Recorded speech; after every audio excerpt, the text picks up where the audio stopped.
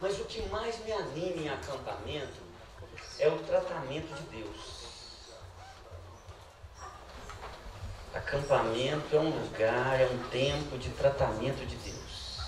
Isso me anima. Quando Pedro me convidou, eu fiquei animado. Quando Pedro falou do tema do acampamento, eu me animei mais ainda. Eu não sei se você já memorizou o tema. Obrigado. Eu não sei se já está bem assim para você. Mas o tema que eu recebi do Pedro, como presidente da UMP, é: se Cristo morreu de braços abertos, será? É um tema em forma de pergunta. É um desafio pessoal. Será que podemos viver nossa vida espiritual de braços cruzados? Será? E a resposta nós já sabemos.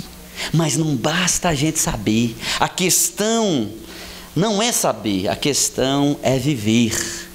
E a primeira mensagem que eu preparei para compartilhar com vocês aqui será em Mateus capítulo 5.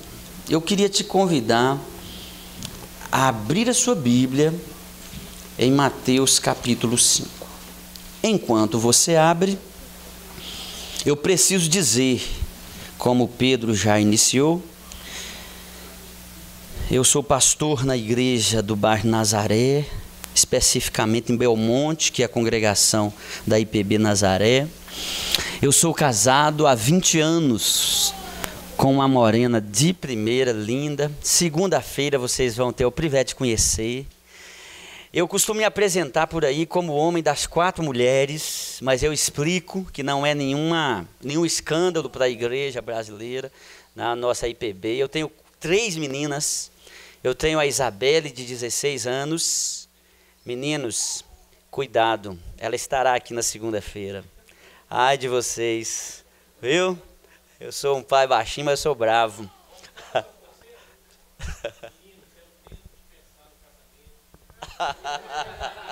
Retiro o que eu disse. Isabelle tem 16 anos, fazendo 17. A Gabriele tem 12 anos, está indo para os 13 aninhos. E a Giovana tem 9 anos, completos agora em janeiro, dia 19 de janeiro. Então, vocês conhecerão minha família, se Deus quiser, na segunda-feira. Mateus capítulo 5, do versículo 13 ao versículo 16. Você conhece bem esse texto.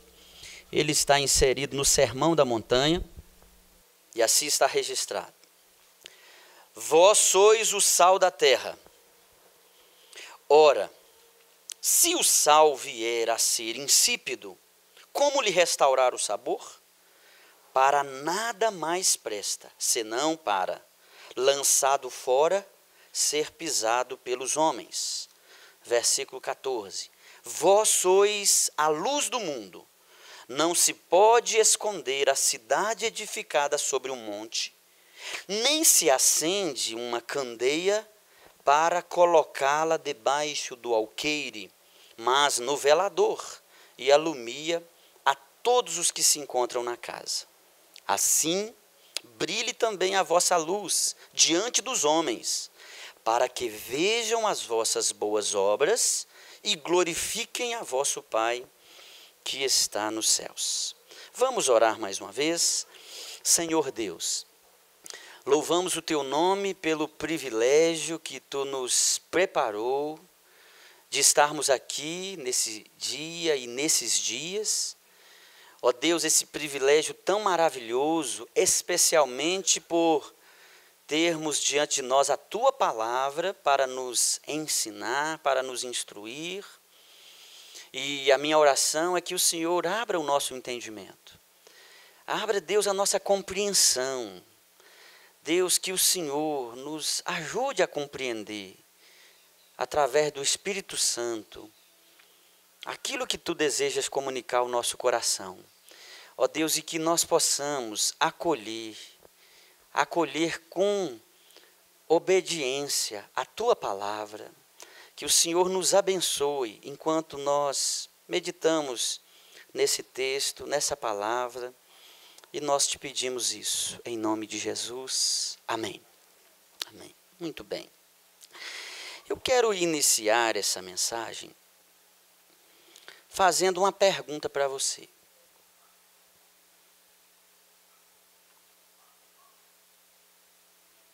Você já adquiriu um produto que não funcionou bem? Que não cumpriu o papel, a missão e a prescrição que vinha do fabricante?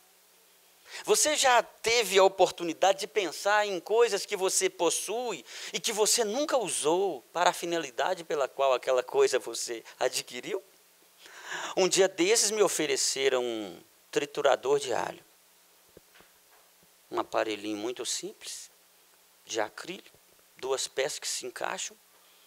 Você movimenta ali dentro com o alho e depois sai o alho trituradinho. Funcionou uma beleza na mão do fabricante ou do vendedor. Quando eu cheguei em casa, quem disse que o negócio funcionou? Eu pelejei para triturar o alho, não consegui. Lá em casa tem um aparelhinho daqueles de ginástica, que a gente sobe neles e joga uma perna para frente, outra para trás e fica naquela coisa ali. E eu vou te falar que esse aparelhinho está lá em casa e nós usamos ele mais para dependurar roupas do que para subir nele e fazer a ginástica. Já viu que muitas vezes nós nos ocupamos de coisas que não cumprem o propósito pelo qual nós adquirimos aquela coisa? Em Belmonte nós fizemos uma compra de vários ventiladores. E depois de instalados, alguns irmãos me procuraram: pastor, esses ventiladores só fazem barulho. Eles não ventilam não, pastor. Eles fazem um barulho, mas o vento não chega na gente não.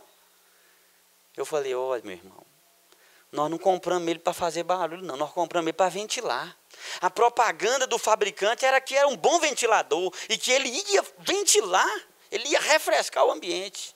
Mas eles só fazem barulho, pastor.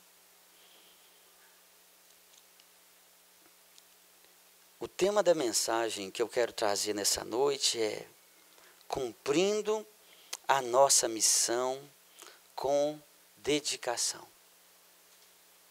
Cumprindo a nossa missão com dedicação. E eu falei do ventilador, eu falei do triturador de alho. Agora, aconteceu uma tragédia no último domingo em Belo Horizonte. Na região sul de Belo Horizonte, um homem foi morto pelo próprio cachorro. Esse homem tinha 47 anos de vida. O animal partiu para cima dele e quando ouviram o barulho e foram socorrer, ele já estava morto. E eu fiquei pensando nisso. Por que esse homem adquiriu um cachorro bravo? Não era para a sua segurança? Mas o que aconteceu então? Aquele investimento que tinha o objetivo de guardar, de proteger, de dar segurança, se tornou uma arma e matou o seu dono. Com essas ilustrações, eu queria então inserir você na mensagem de hoje. Será que eu e você, enquanto estamos aqui nesse acampamento, será que nós temos cumprido a missão dada por Deus a nós? Aquilo que Deus confiou na sua mão para realizar, será que você tem cumprido? Será que nós temos sido dedicados na missão que Deus separou para que nós viéssemos a cumprir?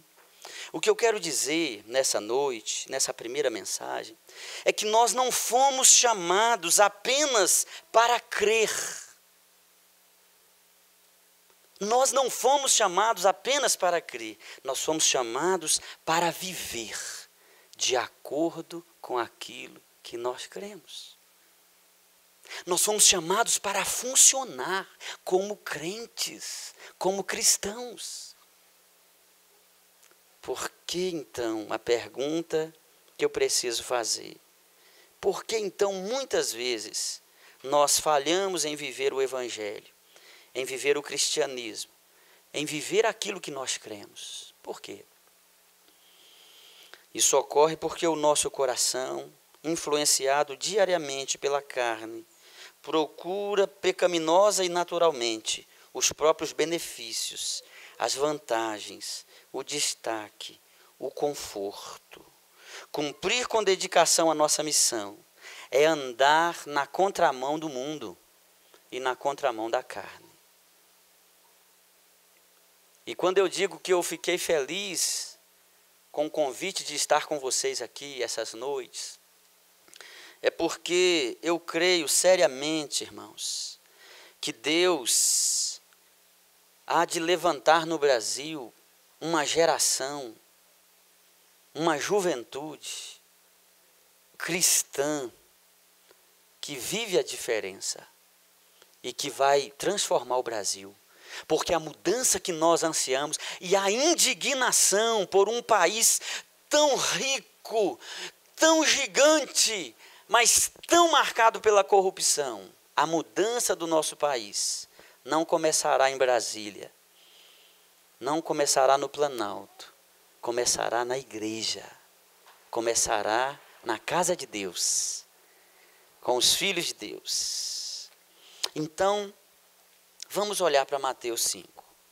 Jesus diz diretamente aos seus discípulos: vós sois o sal da terra. Ora, se o sal vier a ser insípido, ou sem sabor, ou inútil, como lhe restaurar o sabor?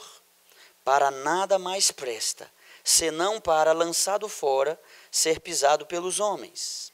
E Jesus continua: vós sois a luz do mundo. Não se pode esconder uma cidade edificada sobre o monte, nem se acende uma candeia, uma lamparina, para colocá-la debaixo do alqueire, mas no velador, e alumia a todos os que se encontram na casa.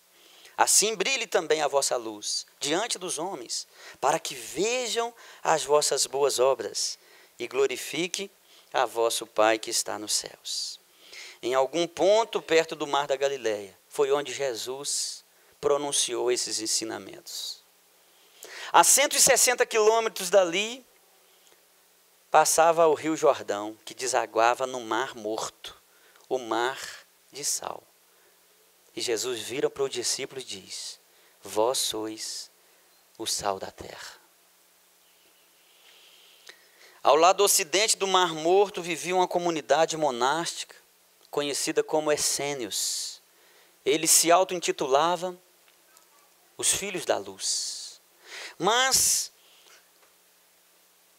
viviam isolados do mundo, isolados da sociedade, com a vida monástica.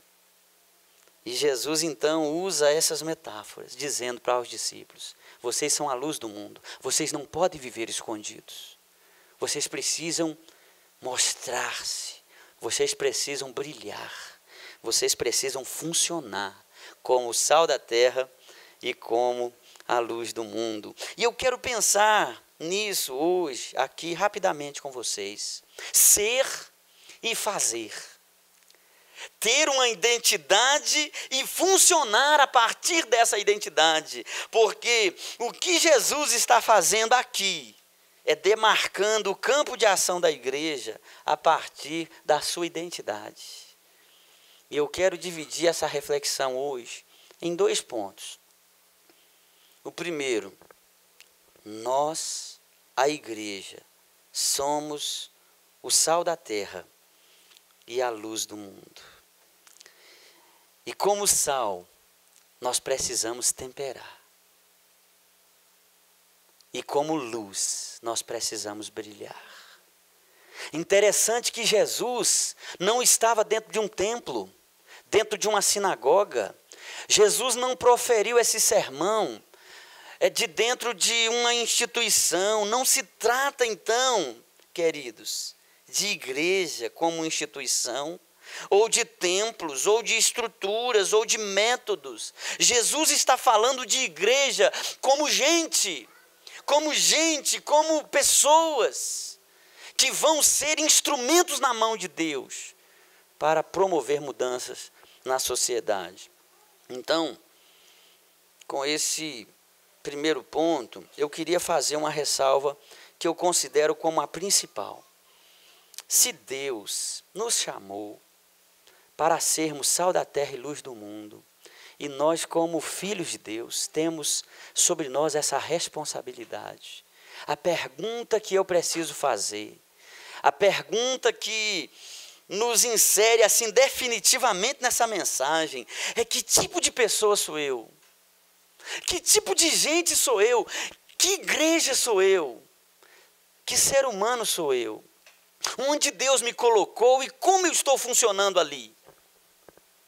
Eu fiquei tocado com a biografia de um homem chamado Edward Bondes. Ele nasceu no ano de 1835 e faleceu no ano de 1913. Ele era um crente metodista. Esse homem chamado Edward Bondes, ele escreveu vários livros. Ele era um autor muito conceituado, mas ele era um advogado. E esse homem, ele entendeu que a sua vocação como advogado não era simplesmente ser um advogado, mas ele precisava ser o melhor advogado, porque ele era um cristão. Ele entendia que o chamado que Deus deu a ele, a vocação que Deus deu a ele como representante da lei, era para que ele fizesse isso dentro de um ponto de vista de um chamado espiritual.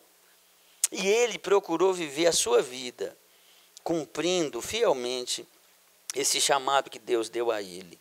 E eu fiquei tocado com uma frase que Edward Bondes escreveu. Ele disse: constantemente nos esforçamos por criar novos métodos, novos planos, para garantir a eficiência da igreja, mas nos esquecemos de que o homem é o método de Deus.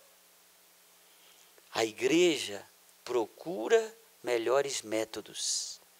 Deus procura homens melhores.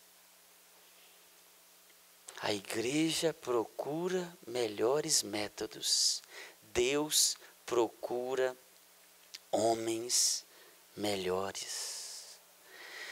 O meio escolhido por Deus para influenciar o mundo é a igreja, formada por gente como a gente, que se dispõe a, mesmo com suas limitações, parecer-se com Cristo, pensar, olhar, agir como Jesus agia.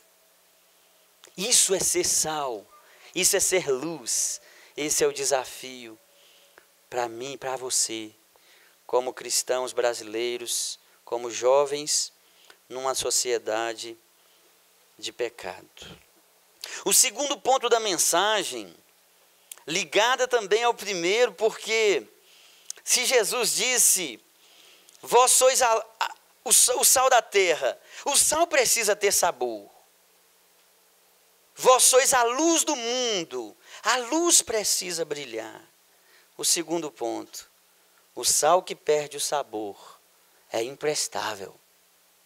E a luz escondida é inútil. O sal precisa salgar, a luz precisa brilhar.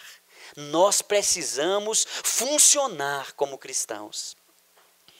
Gandhi, certa vez, disse: eu creio no Cristo de vocês. Eu não creio no cristianismo. No Cristo eu creio, mas não no cristianismo de vocês. Eu queria que a gente pensasse nisso como um desafio pessoal, porque a realidade é que podemos nos tornar pessoas inúteis no reino de Deus, como um sal que não tempera, nos tornarmos imprestáveis, inúteis. Como diz aquela canção que é uma afronta ao português, né? A gente somos inúteis. Aí eu não podia cantar não, né, Pedro? Desculpa. Ok. Nós precisamos funcionar, gente. Nós precisamos brilhar. Nós precisamos temperar. Imagine se as pessoas responsáveis aqui pela alimentação resolvem no dia de amanhã, nesse domingo, fazer a comida, o almoço e não colocar uma pitada de sal. Imagine você experimentando um alimento sem o tempero. Você vai perceber a diferença que faz o sal na alimentação. E se nós não alinharmos a nossa identidade com a nossa missão, nós seremos pessoas como um sal sem sabor. Nós seremos pessoas como luz escondida, que não brilha, que não faz diferença. A palavra de Jesus é clara. O sal sem sabor é imprestável. A luz escondida é inútil. Nós somos chamados para salgar. Nós somos chamados para iluminar. Cumprir o nosso papel, a nossa missão, a nossa identidade. O que Deus confiou a você para fazer? Quais são as pessoas às quais você se relaciona no seu dia, na sua semana? E que influências você já conseguiu manifestar sobre essa pessoa, sobre a vida dela e sobre a sua fé? Nós não podemos ser como aquele ventilador que eu falei inicialmente, que apenas faz barulho. Nós não podemos ser pessoas que foram chamadas por Deus para viver uma vida e vivemos outra. Fomos chamados para influenciar, mas estamos sofrendo influências. Nós somos chamados para instruir e ajudar as pessoas a terem sentido de vida, mas nós estamos correndo de um lado para o outro, tentando organizar as coisas dentro de nós e tentando achar o sentido de viver. Não era para ser assim. Eu lembro de uma frase que eu li de Ronaldo Lidório, o nosso missionário.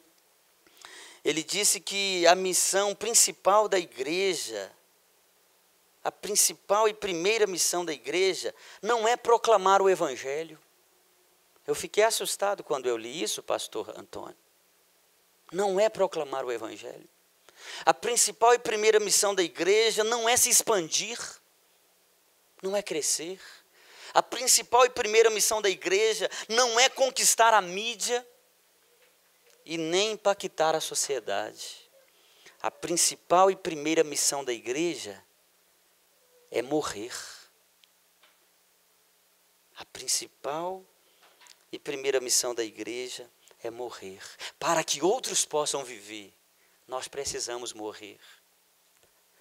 Às vezes, por estarmos tão vivos, tão atentos às demandas e às necessidades do nosso coração, que é enganoso, que coloca para nós necessidades que nem sempre são reais.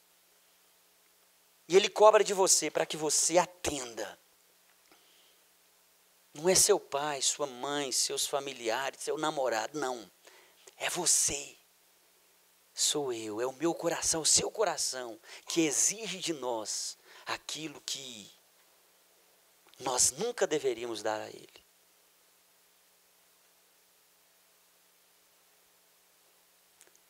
E o ponto de partida para que eu e você cumpramos a nossa missão é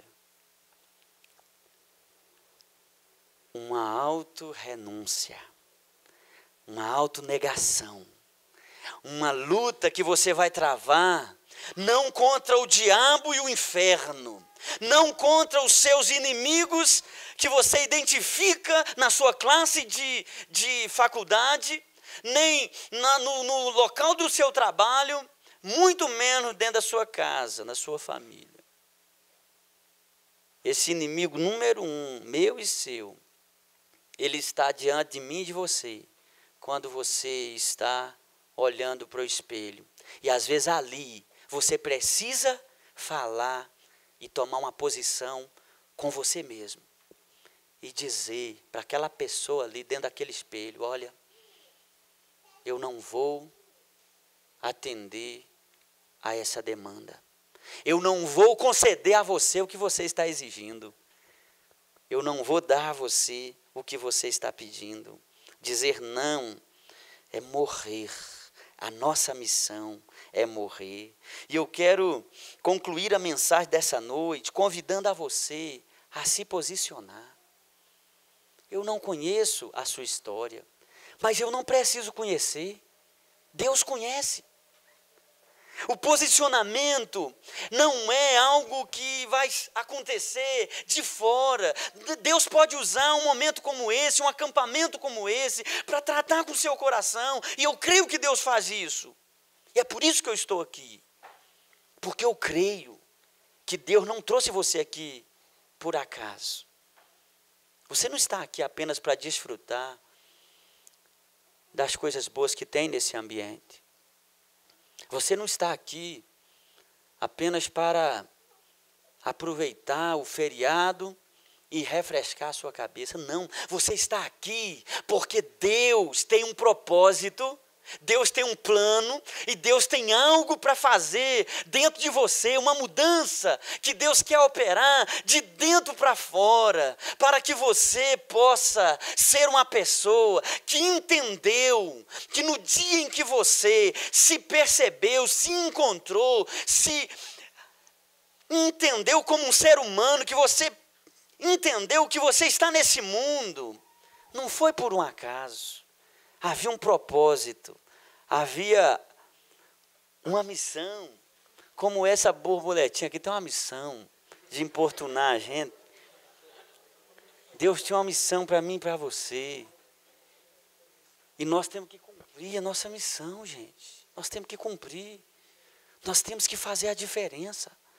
E o meu convite para você essa noite é que você não deixe passar as oportunidades. Não fique agitado, atendendo às demandas do seu coração enquanto você está aqui nesse sítio. Procure ter um tempo a sós com Deus. Procure aquietar o seu coração e silenciar os ruídos, as vozes dentro de você, para que você possa ouvir a voz de Deus. Para que você possa ouvir. E você possa entender. É isso que Deus quer de mim. É para isso que eu nasci. Esse era o propósito de Deus, de eu nascer do jeito que eu nasci, na família que eu nasci, de eu ter a família que eu tenho. Não foi por acaso, não.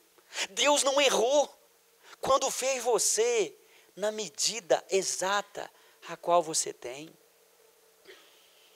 Como jovem que eu fui e ainda sou, no alto, não tão alto, dos meus 42 anos, quase 42. Eu passei por crises terríveis, as quais eu custei vencê-las.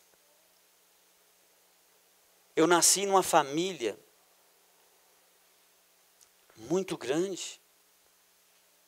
Eu sou o 21º filho do senhor Sebastião Cândido, que Deus levou em 2007, e da dona Maria Abreu, que está viva, graças a Deus, com 82 anos. Eu sou o 21º filho. Depois de mim teve mais um, chamou Osias. Eu chamo Jessé. Eram tantos filhos que foi pegando os nomes da Bíblia, um por um. Tem Jessé, Osias, Oséias, Davi, Devanilton. Não, Devanilton não é da Bíblia, não. Davi, Eunice, Eni, Helenice, Jonas, Osiel, 22. Quando eu nasci, foi só mais um que nasceu. Deixa ele no cantinho aí. E eu me sentia assim. Mais um filho dentro de casa, num cantinho. E quando eu me encontrei como alguém que existia, como diz o filósofo, eu comecei a pensar, eu existia e eu existo. E eu olhei no espelho e eu não gostei do que eu vi. Eu não gostei do que eu vi. E eu entrei numa crise, Pedro. Você não teve essa crise. Eu olhava no espelho e eu não me aceitava. Meu Deus, por que o Senhor foi me dar um nariz tão grande? Era a minha crise. Por que, Senhor, que eu tenho um nariz tão grande, Senhor? E eu entrava em crise. E vocês, por favor, parem de orar para o meu nariz agora.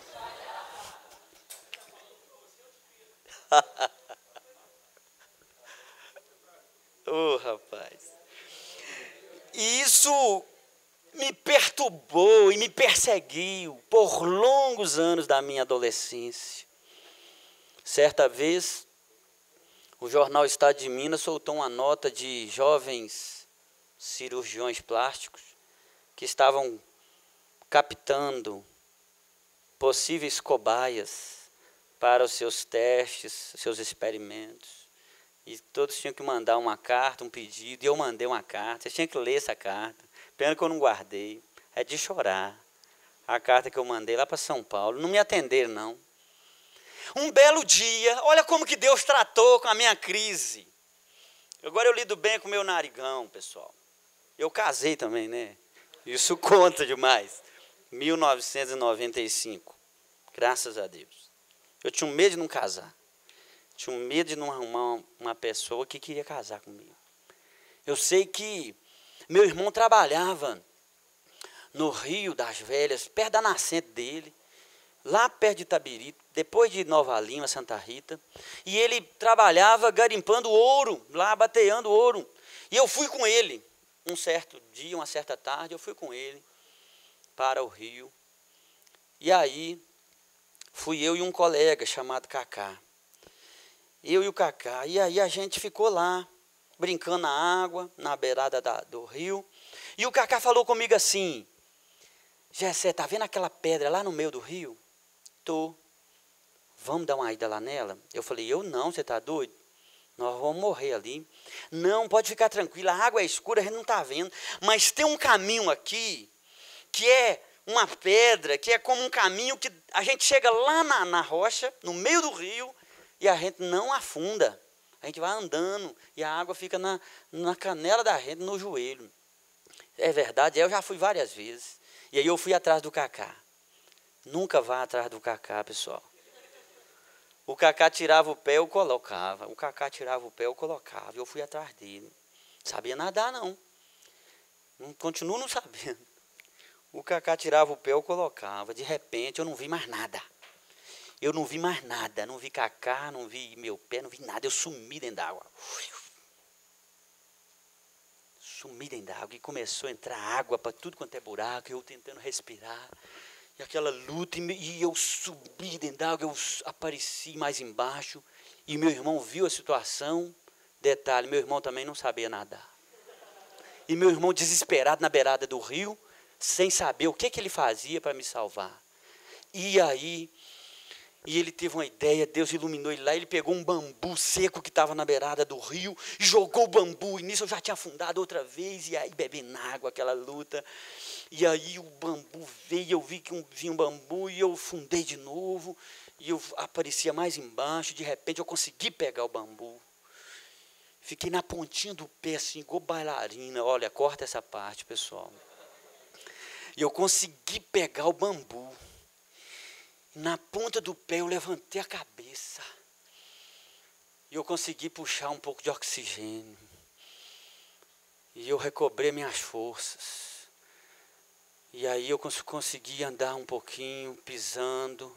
E a água foi baixando, eu fui saindo. E ele puxou o bambu e eu caí fora da água. E aí eu não morri afogado.